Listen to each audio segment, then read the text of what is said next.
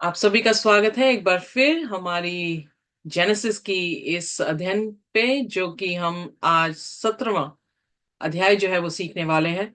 हम ऑलरेडी सीख चुके हैं कि परमेश्वर ने उत्पत्ति उसके 12 में अब्राहम को उर से निकाला और उसके बाद उससे बातचीत की। 15 में उसे जो है वो कहा गया कि परमेश्वर उसे एक देश देगा और उसके बच्चों के बारे में जो है वो भविष्यवाणी की गई कि उसके बच्चे आसमान के तारों के समान और जमीन के कंकर के समान जो है वो होंगे। 16वें अध्याय में हमने देखा कि वो उस वाचा पर जो है वो सब्र नहीं रख पाए और उन्हें ऐसा महसूस हुआ कि हम जो है, सराय ने जो है वो ये सोचा कि मैं बांझ हूं और मैं बच्चा उत्पन्न नहीं कर सकती हूँ। तो उसने प्लान बी जो है वहां पर रख दिया। जब प्लान बी रखा तो हग्गार को इस्तेमाल किया गया और उससे इश्माइल जो है वो उत्पन्न हुआ।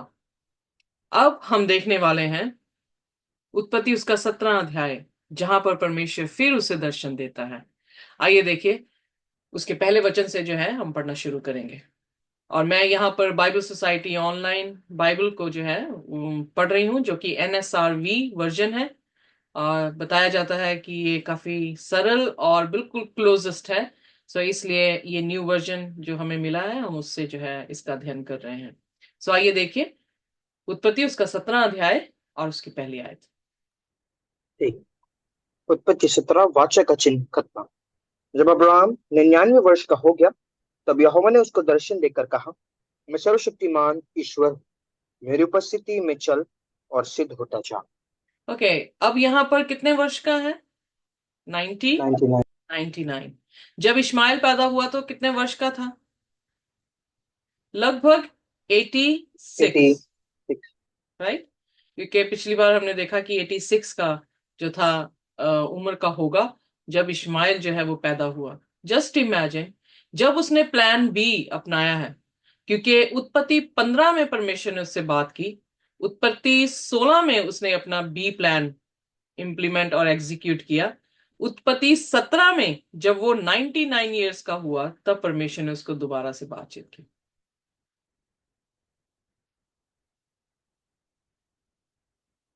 इसमें समझ क्या आया?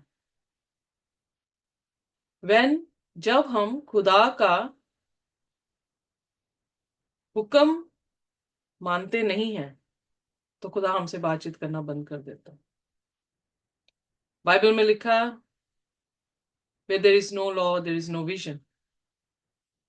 जब हम हुक्म नहीं मानते तो खुदा अपने दर्शन देना बंद कर देता।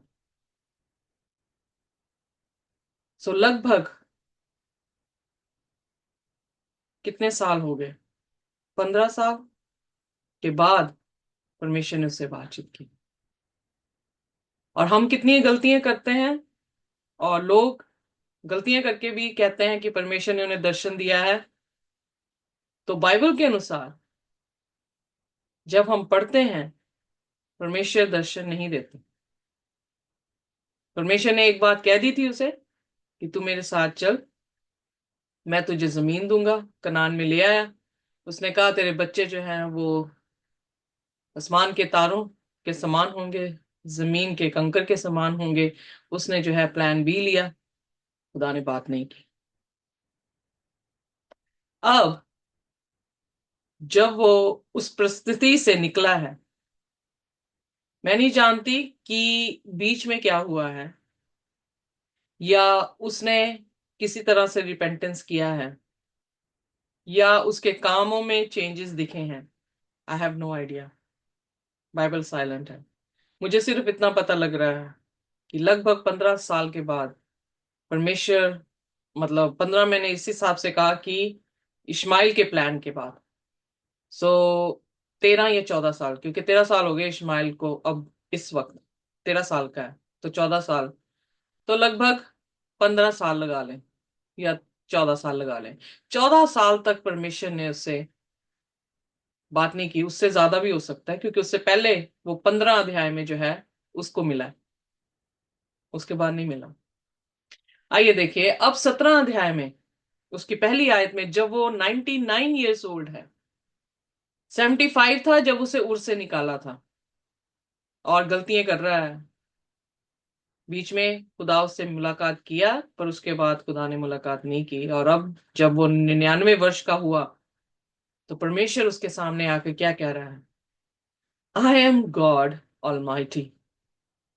ये इंट्रोडक्शन देने की क्या जरूरत थी?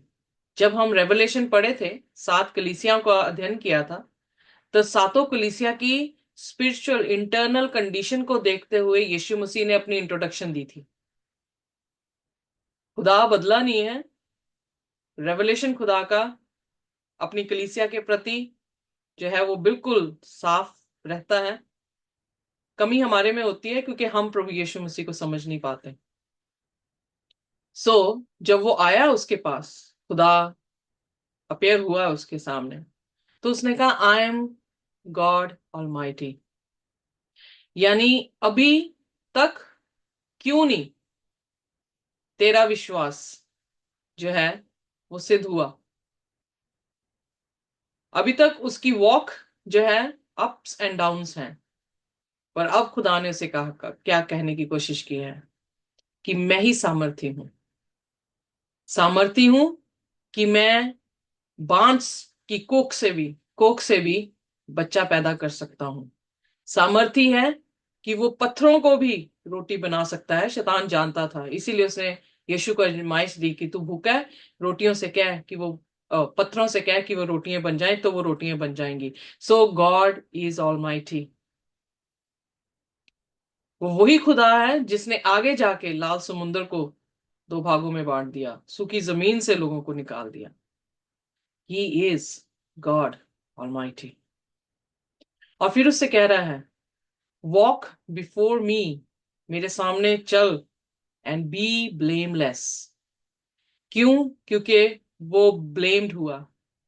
उसने अपना प्लान, अपनी सोच, शारीरिक सोच को इस्तेमाल कर लिया, और उस शारीरिक सोच के कारण वो दोषी ठहर गया। पर फिर खुदा उसे कॉल दे रहा है कि मैं सर्वशक्तिमान परमेश्वर हूं, मेरे सामने चल और निर्दोष रह, कोई गलती मत कर। और उसके बाद दूसरे वचन में आइए पढ़ दें। ठीक। मैं तेरे साथ वाचा बांधूंगा और तेरे वंश को अत्यंत ही बढ़ाऊंगा। यहां पर वो फिर उसकी रिकमिटमेंट की बात कर रहा है। वाचा बांधूंगा ऑलरेडी बांधी हुई थी, उसने तोड़ दी। वाचा क्या है? दो जन का पार्टनरशिप। जब अब्राहम ने अपनी पार्टनरशिप तोड़ी, खुदा के कवनेंट के हिसाब से उसने प्लान बी जब लिया, तो कवनेंट टूट गई। इसलिए खुदा उससे बोला नहीं। पर फिर खुदा उसके पास आया। शायद उसने बुलाया होगा, या उसने महसूस किया होगा कि मैंने गलती की है, और उसने जो है खुदा की तरफ अपना मुंह किया होगा। खुदा उसके पास आया, दोबारा उसके साथ कवनेंट बांध रहा है कि मैं तेरे और मेरे बीच कवनेंट बांधता हूं कि I will make you exceedingly numerous. फिर दोबारा से वही कवनेंट है। खुदा कभी चेंज नहीं होता, उसकी व्यवस्था कभी चेंज नहीं होती, उसके उसका कलाम कभी चेंज जो है वो नहीं होता। परमेश्वर अपने कलाम, क्योंकि उसका कलाम पवित्र है, उसके हुक्म भी पवित्र है। जब हम रोमियो की किताब को पढ़ रहे थे कल, रिकॉर्ड भी कर रहे थे, तो रोमियो उसके 7 अध्याय में जो है वो बहुत ही खूबसूरत इलस्ट्रेशन है। प्लीज हायर डेस्टिनी में जाकर आप रोमियो की पुस्तक में जो है उस किताब को शुरुआत से पढ़ें, तो आप बहुत ही आशीष जो है वो पाएंगे। यहाँ पर लिखा है उसके, रोमियो उसके 7 और उसके 12 वचन में, आइए देखिए। रोमियो 7 और उसका 12।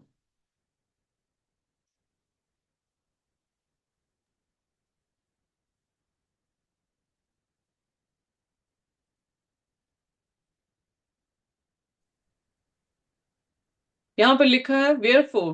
जी। ओके, पढ़ दे सिस्टर, थैंक यू। इसलिए व्यवस्था पवित्र है और आज्ञा भी ठीक और अच्छी है। अंग्रेजी में बहुत खूबसूरत है। उसमें लिखा है the law is Holi and the commandment Holi and just and good. क्या यीशु मसीह जस्ट है? क्या परमेश्वर जस्ट है? यस। क्या परमेश्वर भला है? यस। परमेश्वर खरा भी है, भला भी है, परमेश्वर पवित्र भी है। यहां पर पौलुस क्या कह रहा है? उसके हुक्म भी क्या है? पवित्र हैं, उसके हुक्म भले हैं, उसके हुक्म खरे हैं।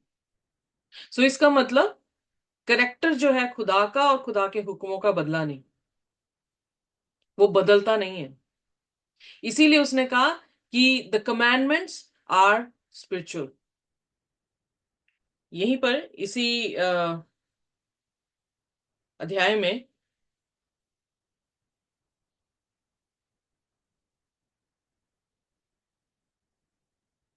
उसने कहा कि जो कमांडमेंट्स हैं, सॉरी मुझे वर्ष मिल नहीं रही, तो उसने कहा कि हाँ या 14वीं आयत, सॉरी, रोमियोस का 7 और उसकी 14 आयत। हम जानते हैं कि व्यवस्था तो आत्मिक है, परंतु मैं शारीरिक और पाप के हाथ बिका हुआ हूँ। यहां पर हमारी कंडीशन और व्यवस्था की कंडीशन जो है वो बताई गई है। व्यवस्था में हम दोष लगाते हैं, व्यवस्था में कोई दोष नहीं। व्यवस्था आत्मिक है। अगर परमेश्वर आत्मा है, व्यवस्था आत्मिक है, तो हम क्या हैं? हम शारीरिक हैं। हम उससे बहुत नीचे हैं। हमारा स्टैंडर्ड उस तक पहुंचना पड़ेगा। इसलिए वो दोबारा से कवनेंट दे रहा है।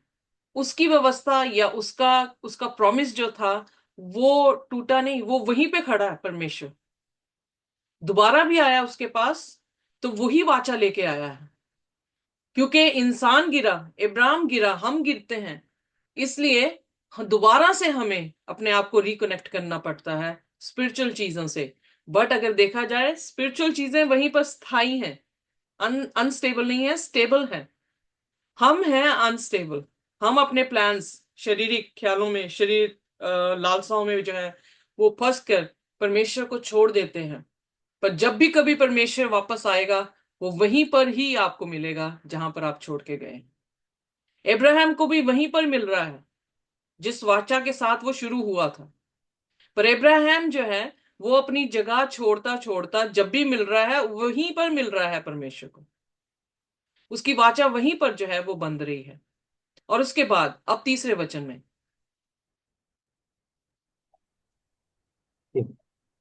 तब अब्राहम मुंह के बल गिरा और परमेश्वर उससे यूं बातें करता गया।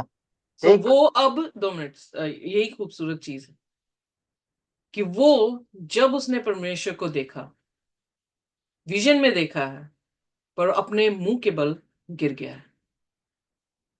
एवरी टाइम बाइबल, दानियल में भी, यूहन्ना में भी, यानी प्रकाशित वाक्य में भी हम देखते आए हैं, और दूसरे नबियों को भी देखते आए हैं।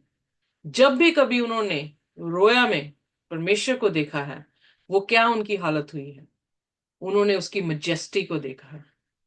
उन्होंने देखा है कि वो कोई आम इंसान नहीं, भला इंसान नहीं, वो नबी नहीं, वो वो किसी तरह से लीडर नहीं, बल्कि वो खुदावंद खुदा है।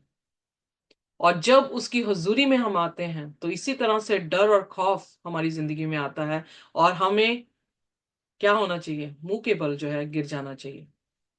सो अगर हम मुंह के बल नहीं गिर रहे हैं, तो अभी भी हमारे में कोई ना कोई, कहीं ना कहीं कमी है कि हम उसे देख नहीं पा रहे हैं। प्रश्न उठता है कि हम उसे आज कैसे देखेंगे?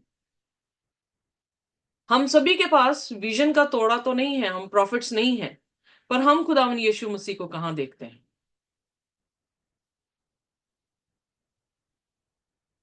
In his word. Exactly exactly. आदि में कलाम था, कलाम खुदा के साथ था, और कलाम ही खुदा था। आज वही कलाम हमारे पास है। आज का हमारे ग्रुप में भी डिस्कशन क्या थी? कैसे हम उसके माइंड को समझेंगे? कलाम से। कलाम आपको उसके बारे में जो है वो बता रहा है।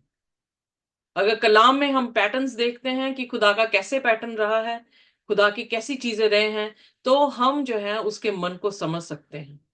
सो पहला तस्सलोनियन उसका 5 और उसकी पहली 3 आयतों में हम देखते हैं कि जब वो कंपेयर कर रहा है शारीरिक लोगों का आत्मिक लोगों से, तो उसने क्या कहा, आइए देखिए। पहला तस्सलोनियन उसका 5 और उसकी पहली 3 आयतें। पर ए भाइयों, इसका प्रयोजन नहीं कि समयों और कालों के विषय में तुम्हारे पास कुछ लिखा जाए, क्योंकि तुम आप ठीक जानते हो कि जैसा रात को चोर आता है, वैसा ही प्रभु का दिन आने वाला है। जब लोग कहते होंगे कुशल है और कुछ भय नहीं, तो उन पर एकाएक विनाश आ पड़ेगा, जिस प्रकार गर्भवती की पर पीड़ा, और वे किसी रीति से न बचेंगे। सो यहाँ पर एक टोली बता दी गई है जिसके लिए यीशु मसीह का दूसरा आना चोर के मानिंद है। वो ऐसे है कि उन्हें मालूम नहीं पड़ा और पीड़ा जो है जनने वाली के ऊपर आ गई है और वहां से वो अब भाग नहीं सकते। बट फिर अब वो ऐसे लोगों के बारे में जिक्र कर रहा है। आइए देखिए चौथा वचन, चौथा और पांचवा वचन। पर हे भाइयों, तुम तो अंधकार में नहीं हो कि वह दिन तुम पर चोर के समान आ पड़े, क्योंकि तुम सब ज्योति की संतान और दिन की संतान हो। आमेन। हम न रात के हैं न अंधकार के हैं। हमें एग्जैक्टली, एग्जैक्टली। सो यहाँ पर हम देखते हैं कि परमेश्वर का वचन क्या कह रहा है। कुछ लोग ऐसे हैं जिनके लिए खुदावन यीशु मसीह का आना चोर के मानिंद नहीं है। तो वो कौन से लोग होंगे? जो ज्योति के हैं, जिनमें कोई अंधकार नहीं। तो ज्योति कौन है? प्रभु यीशु मसीह है। सो प्रभु यीशु मसीह आज कैसे ज्योति हमारे में फैला रहा है? जब हमने प्रकाशित वाक्य पढ़ा था तो वहां पे क्या लिखा था? The revelation of Jesus. Jesus Christ. Jesus ने चीजें रिवील की हैं, पर उसको कैसे समझेंगे हम? जैसे सिस्टर तारंग ने नीति वचन उसका 2 उसकी 6 आयत हमारे सामने खोली कि जो उसके मुंह से निकली है बातें, उन पर ध्यान देकर जो है हम समझेंगे। अब्राहम यहां पर वो अपनी जुबान से अपना कलाम दे रहा है उसको, पर अब्राहम एवरी टाइम उसके कलाम को समझ नहीं पा रहा है। ओके, सो एवरी टाइम वो अपनी पहले कोशिशें कर रहा है। तभी तो हमें भेड़े कहा गया है, क्योंकि भेड़ जब फंस जाए, जब तक वो थक ना जाए अपनी कोशिश से, तब तक वो चरवाहे को अपने आप को नहीं देती है। एग्जैक्टली ह्यूमन नेचर भी ऐसी है। हम अपनी कोशिशें पहले करते हैं कि हम अपनी कोशिशें पहले कर लें। जब हम हार जाते हैं, तब हम प्रभु यीशु मसीह को अनुमति देते हैं कि वो हमारे जीवन में जो है वो कार्य करे। उसने अपने सारे प्लान्स, जो कुछ वो कर सकता था एक इंसान के मानिंद, उसने सब कुछ किया। इंसानी रूप से उसने सब कुछ किया। पर जब वो हार गया तो परमेश्वर फिर उसके पास आकर क्या कहता है? I am God almighty, walk before me and blameless. I will make my covenant with you. I will make you exceedingly numerous. What a beautiful thing it is. Jesus never changes. ये हमें proof करता है कि Abraham के साथ परमेश्वर बदला नहीं। वो अपना वाचा जो उसने उसके साथ बांध रखी थी, उसी पे टिका हुआ था। और उसके बाद जब ये चीज उसके सामने समझ आई, अब्राहम के सामने, अब्राहम मुंह के बल गिरकर जो है वो बैठ गया और परमेश्वर उसके साथ बात करता रहा। That's a beautiful thing. Third verse में बहुत सारी ट्रुथ है कि वो अपने मुंह के बल गिर गया और परमेश्वर उससे यूं ही बात करता रहा। सिस्टर टीना ने वर्स आई थिंक दी, फिलिपियों उसका 2 उसकी 5, कि जैसा मसीह का मन था वैसा ही हमारा मन हो। हमारा मन कैसा और मसीह का मन कैसा था? मसीह ने परमेश्वर होते हुए भी परमेश्वर के तुल्य अपने आप को ना समझा और अपने आप को शून्य कर लिया।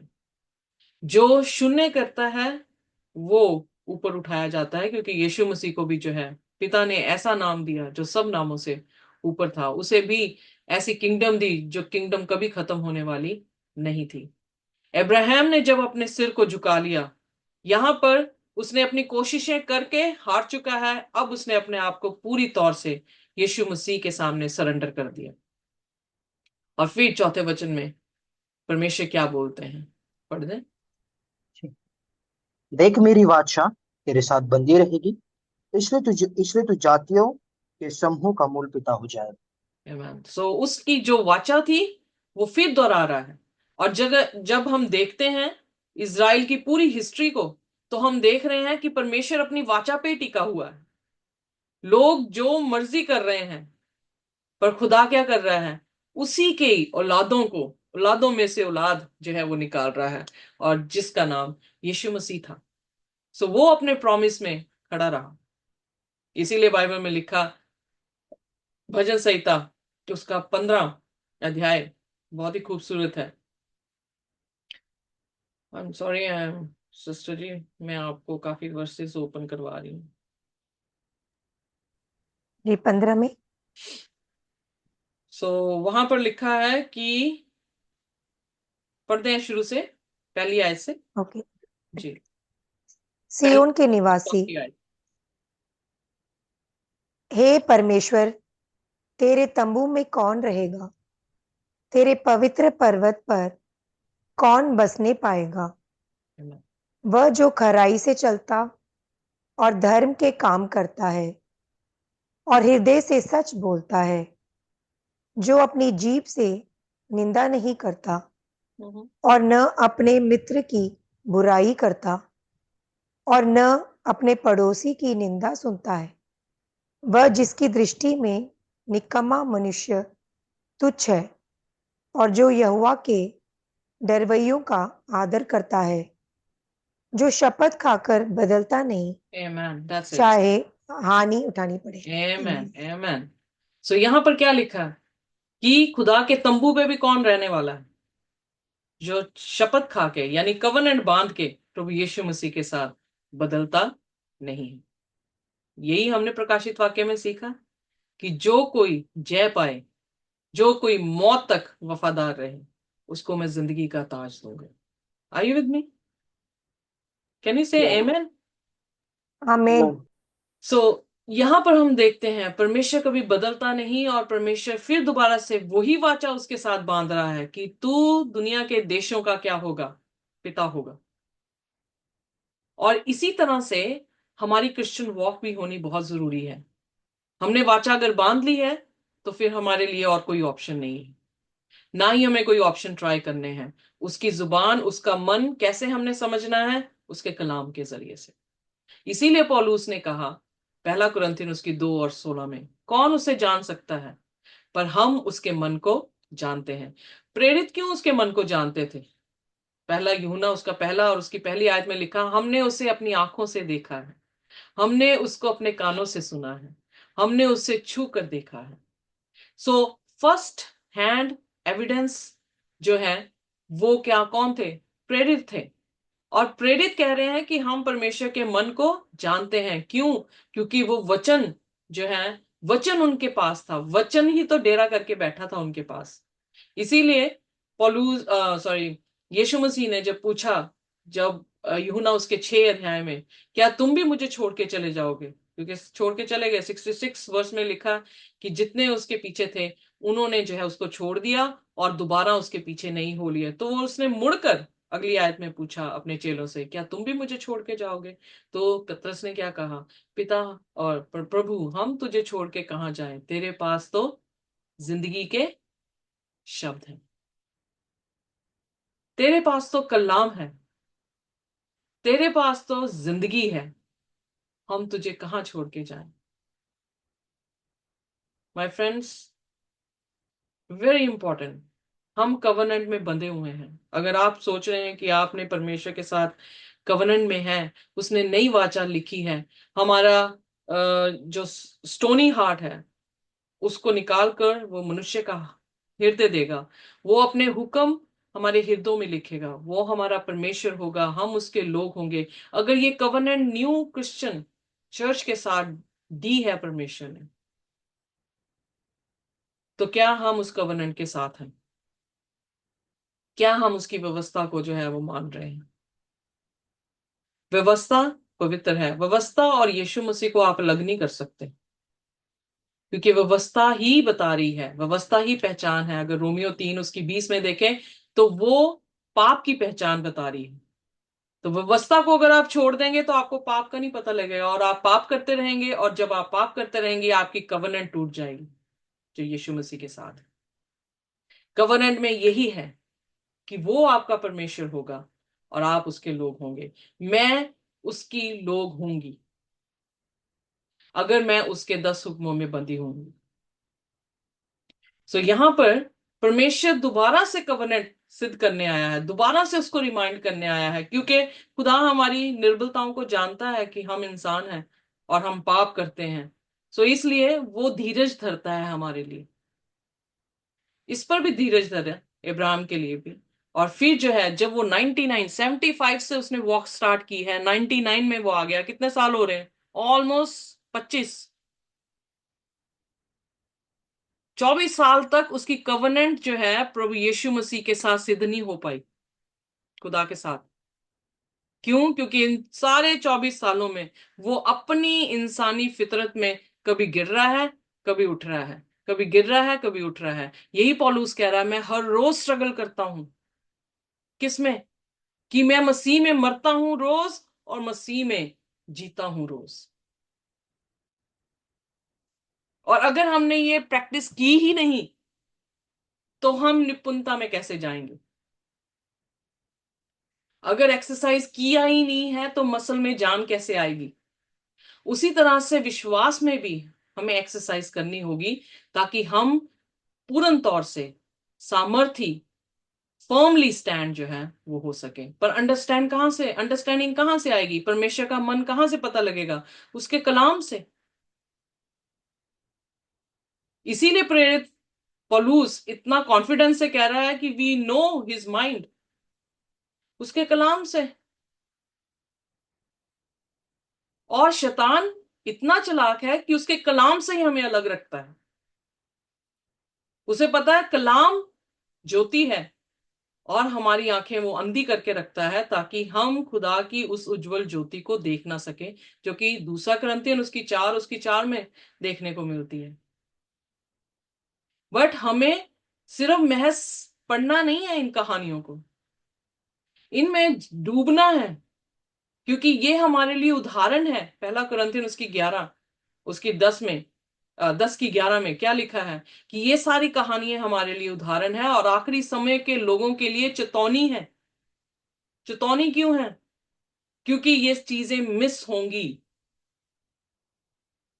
हम ऊपरली सुपरफिशियल चीजों को देखते जाएंगे और अंदर नहीं घुसेंगे, रूट तक नहीं पहुंचेंगे। और जब तक रूट ना पहुंचे जमीन पर, वो फल लेकर नहीं आ पाएगी। हम फलों को देखते जा रहे हैं, हम शाखाओं को देख रहे हैं, पर अगर जड़ ही ना हुई खुदा के कलाम में तो फल कैसे आएगा? हम नाश हो जाएंगे। सो इसलिए यहां पर हम देखते हैं कि अब्राहम और हमारी जिंदगी कुछ अलग नहीं है, सेम ही कुछ कैरी है। पर खुदा ने, जैसे खुदा ने उसको नहीं छोड़ा, खुदा हमें भी नहीं छोड़ता, ना छोड़ता है ना त्यागता है। बाइबल में लिखा, मां अपने दूध पिलाए हुए बच्चे को छोड़ सकती है, पर मैं तुम्हें कभी नहीं छोड़ूंगा। That's the love of Jesus. ये प्रभु का प्रेम है, और हम उस प्रेम से भरे हुए परमेश्वर के साथ वाचा बांध रहे हैं और हम डर रहे हैं। अगर आप जाएंगे रोमियो 7 हाइयर डेस्टिनी में जाकर उसका लेसन जो है सीखेंगे, तो वहां पे मैंने बताया है कि हम ऐसे व्यवस्था से डरते हैं जैसे हम व्यवस्था खुदा का कलाम नहीं, दुष्ट आत्माएं हैं। क्यों? जब मैं किसी पासवान से पूछूं कि अब मैं व्यवस्था अगर मेरे पे लागू नहीं है तो मैं व्यभिचार कर सकती हूं, तो वो कहते हैं कि नहीं। तो फिर कौन सी व्यवस्था टूट गई हमारे लिए? हम क्यों भाग रहे हैं व्यवस्थाओं से? शैतान से भागना चाहिए, हम खुदा के कलाम से भाग रहे हैं। जहां पे पौलुस रोमियो उसकी 4 7 की 14 में कह रहा है कि खुदा का कलाम या खुदा की व्यवस्था आत्मिक है, हम उससे भाग रहे हैं, पर हम दुनिया की तरफ जा रहे हैं। So think about it. नई वाचा कुछ फर्क नहीं है पुरानी वाचा से, सिर्फ एक ही चीज कि मध्यस्थ चेंज हो गया। वहां पर मूसा था, यहां पर यीशु है। और इसीलिए पौलुस कहता है तुमने बांट कैसे दिया यीशु को। कुछ कहने लगे हम कैफास के हैं, कुछ कहने लगे हम अपोलोस के हैं, कुछ कहते पौलुस के हैं, कुछ कहते मसीह के। तो कह रहा है मसीह क्या बट गया कि हम इसके हैं हम उसके हैं, डिनोमिनेशंस के नाम लेने लग गए हो। कहता क्या खुद यीशु मसीह बट गया, या पौलुस तुम्हारे लिए मर गया कि तुम पौलुस के बन गए। यीशु के हैं हम, वापस आए, यीशु के हैं हम।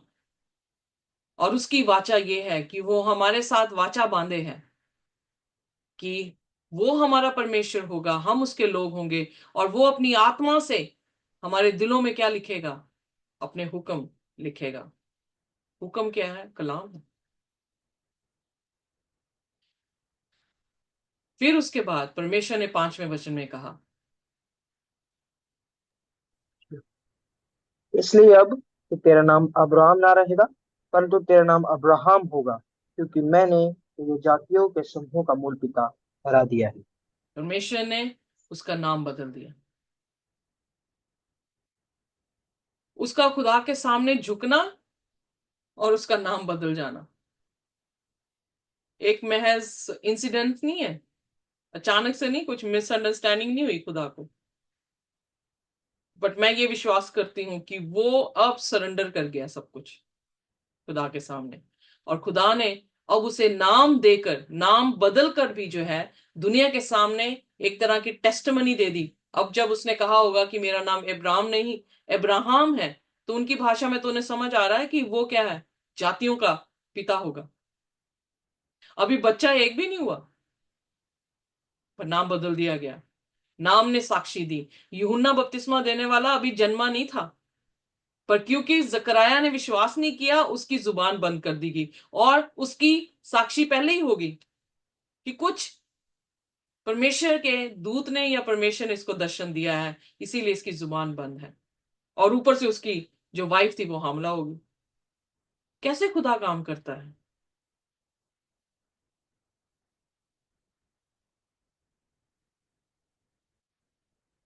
खुदा तभी काम करेगा जब हम हलीम होंगे। नहीं तो आप जितना मर्जी चीखते रहें, जितना मर्जी चिल्लाएं, जितना मर्जी बोलें, वो नहीं करेगा। हमें उसकी कवनेंट में आना पड़ेगा, तब वो हमसे बातचीत करना शुरू करेगा। और फिर उसने सिर्फ अब्राहम किया, नाम नहीं चेंज किया, उसने उसकी पत्नी का नाम भी जो है वो चेंज किया। आइए आगे पढ़ दे जबेस प्लीज। मैं तुझे अत्यंत फलवंत करूंगा और तुझको जाति जाति का मूल बना दूंगा, और तेरे वंश में राजा उत्पन्न होंगे। उसकी वाचा जो है वो देख नहीं पाएगा, पर उसने देखा, विजन में सब कुछ देख लिया उसने, क्योंकि खुदा विजन में उससे बातें कर रहा है, तो उसे ये सारी चीजें समझा रहा है, दाऊद के बारे में, सुलेमान के बारे में। उसके आगे जो है अंश जो है वो आई हैं, और उसके बाद प्रभु यीशु मसीह के बारे में। इसीलिए यीशु मसीह ने यूहन्ना 8 में कहा तुम्हारा पिता अब्राहम मेरे दिनों को देखकर खुश हुआ था। सो खुदा ने ऑलरेडी यीशु मसीह को उसकी फर्स्ट कमिंग को, और आई बिलीव उसके सेकंड कमिंग को भी दिखा दिया होगा, जिसके साथ इतनी बुरी तरह से स्ट्रांगली जो है वो वाचा बांध रहा है। जो खुदा के हुक्मों के साथ बंधे हैं, जो खुदा को अपना परमेश्वर मानते हैं, इस दुनिया के हुक्मों को अपना हुक्म नहीं मानते हैं, यकीन जानिए खुदा उनके सामने सब कुछ रिवील करता है। वो भेद की बातें उसे समझाता है कि खुदा का कलाम क्या यहां पर क्या बताने की कोशिश कर रहा है। और उसने वही वाचा उसको फिर दोबारा से दोहराई कि मैं तुझे फ्रूटफुल करूंगा, तेरे बच्चों में राजे पैदा होंगे। और फिर उसके बाद 7वां वचन,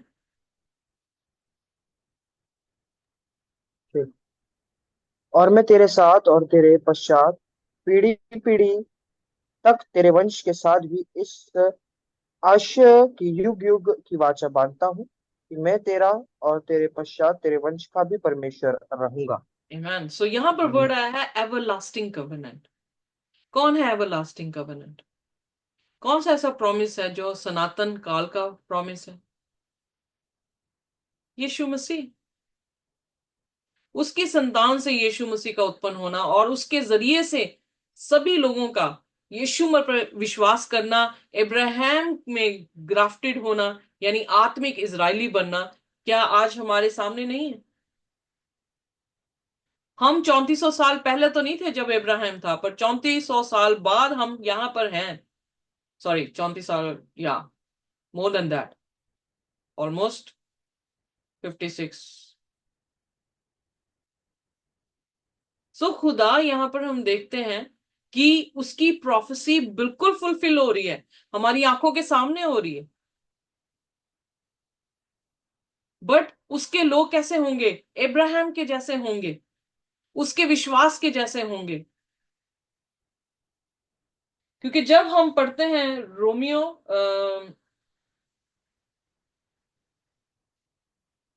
की पत्री और उसका चौथा अध्याय आगे पढ़ेंगे हम, उसमें जो है इब्राहिम का विश्वास ऐसा हो गया कि उसने कहा जो उसने प्रॉमिस किया वो मेरे साथ बांधेगा। And that's the beautiful thing. और उसकी 21वां पढ़ते मेरे साथ, रोमियो 4 उसका 21 वचन। और निश्चय जाना कि जिस बात की उसने प्रतिज्ञा की है वह उसे पूरा करने में भी समर्थ है। आमेन। सो यहां पर पौलुस किसका उदाहरण दे रहा है? इब्राहिम का। और इब्राहिम ने कैसा विश्वास किया कि उससे ये प्रतिज्ञा पे विश्वास हो गया कि जो उसने मेरे साथ प्रतिज्ञा की है उसे क्या करेगा, वो पूरा करेगा। सो उसी तरह से हमारा विश्वास भी इब्राहिम के जैसा होना चाहिए। जकई को भी उसी दिन उसे कहा था कि आज तू इब्राहिम की संतान हुई, जब उसका विश्वास बदला। लूका 18 उसके 18 में कह रहा, जब मैं आऊंगा क्या मैं विश्वास को पाऊंगा? कौन सा विश्वास? कलाम सुनने से, सुनना खुदा के कलाम से विश्वास आता है। तो कलाम ही है जो हमारी फाउंडेशन है। चट्टान क्या है? यीशु क्या है? चट्टान पे घर बनाना कैसे? कलाम पे घर बनाना। इसीलिए बाइबल में लिखा, जो कोई मेरा वचन सुनता है और उस पर चलता है, मत्ती 7 में, तो वो उस मनुष्य के मानिंद है जिसने अपना घर चट्टान पर बनाया है। तो चट्टान क्या हुई? खुदा का कलाम। और हम कलाम को ही छोड़ते जा रहे हैं, और हम हर चीज को लेते जा रहे हैं, खुद ही पढ़ते हुए कलाम को कई बार हम छोड़ जाते हैं। सो यहां पर वो उसने एवरलास्टिंग कवनेंट उसके बच्चों के साथ भी जो है वो बांध ली। सो इसीलिए तू और तेरा घराना नजात पाएंगे। अगर आज मैं खुदा के साथ वफादार हूं तो खुदा की कवनेंट अगर मेरे साथ लग गई तो मेरे बच्चों के साथ भी जो है वो जाएगी। सो फिर 8वां वचन, आइए उत्पत्ति 17 उसका 8।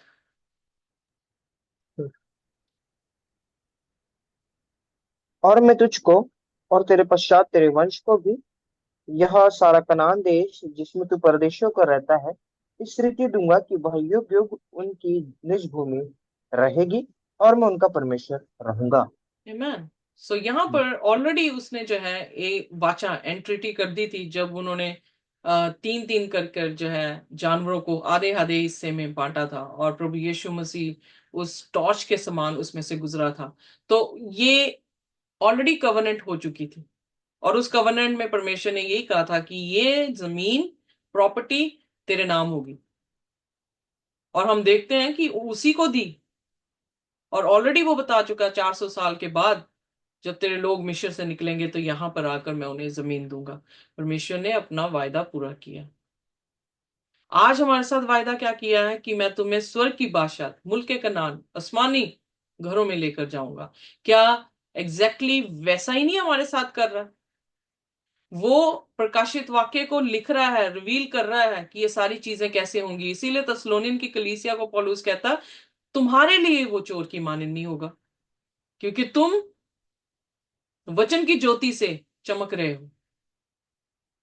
तो जो वचन पढ़ रहा है उसको विश्वास करना होगा कि ये खुदा का कलाम है, मुझे इसके साथ वाचा बांधनी होगी। जो बांधेगा और बांध कर मुकरेगा नहीं, जो कि भजन संहिता 15 में लिखा है उसकी चौथी आयत में, वो ही उसके तंबू में रह पाएगा। सो आइए हम अपने आप को तैयार करें, और अगला हिस्सा जो है हम अगले दिन पढ़ेंगे। हम अपने आप को तैयार करें कि हम परमेश्वर के साथ उस वाचा में खरे रह सकें। और वो वाचा में खरे रहना कलाम के जरिए से है। खुदा की समझ को समझना कलाम के जरिए से है। उसने अपने आप को हमारे सामने रिवील किया है अपने कलाम के जरिए से, और उस कलाम के साथ जुड़ना बहुत जरूरी है। उसका कलाम ही ज्योति है, और अगर आप ज्योति के बेटे और बेटियां नहीं बन पाए तो हम चूक जाएंगे। सो आइए अपने आप को प्रभु यीशु मसीह के उस अहद में मजबूत करें। वापस अपने मुंह के बल गिर के क्षमा मांगते हुए उससे कहें कि प्रभु, जो वाचा तूने मुझसे बांधी है, जो अच्छा काम तूने मेरी जिंदगी में शुरू किया है, उसे तू खत्म कर। मुझे निपुण कर, मुझे स्ट्रॉन्ग कर, मेरे में फल लेकर आ, ताकि मेरा सिर्फ नाम नहीं बल्कि मेरा चरित्र भी तेरे जैसा हो जाए। आमीन।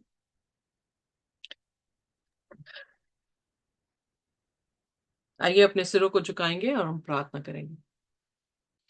हमारे स्वर्गीय खुदावन, हम आपके शुक्रगुजार हैं। आप रहमतों के बानी हैं खुदावन। आप ही चश्मे हैं, आप ही स्वशक्तिमान हमारे परमेश्वर हैं। हमारे सिर आपके सामने झुकते हैं। हम आपको करीब से देखना चाहते हैं प्रभु।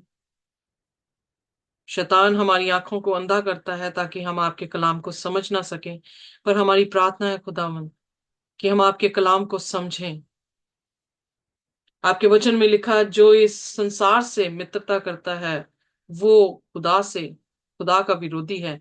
पिता परमेश्वर, हम आपके साथ मित्रता करना चाहते हैं, जैसे यकूब उसकी 23 में लिखा है कि इब्राहिम ने विश्वास किया और वो आपका मित्र ठहरा।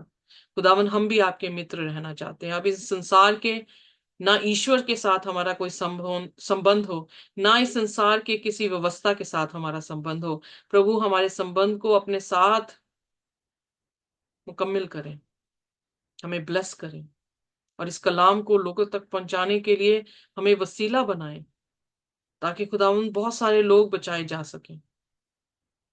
हमें माफ करें जहां पर हमने कसूर किए हैं खुदावंद, जहां पर हम निर्दोष नहीं रह पाए हैं। हमें अपने पवित्र लहू से धोकर साफ कर दें। आपने हमारे बदले में क्रूस सही है। आप हमारे लिए खुदावंद हमारी वकालत कर रहे हैं। हम अपना केस आपके हाथों में देते हैं प्रभु जी। पूरे हाई डेस्टिनी के इस ग्रुप को खुदावन आपके हाथों में देते हैं, जिन्होंने कलाम को सुना है। और अगर किसी तरह से भी कमजोरी है विश्वास में, कार्य में, खुदावन हम आपके सामने उन सबको लेकर आते हैं। अपनी बुद्धि और ज्ञान से, अपनी आत्मा से, अपने वचन से उनके घर भी खुदावन चट्टान पर बनाए।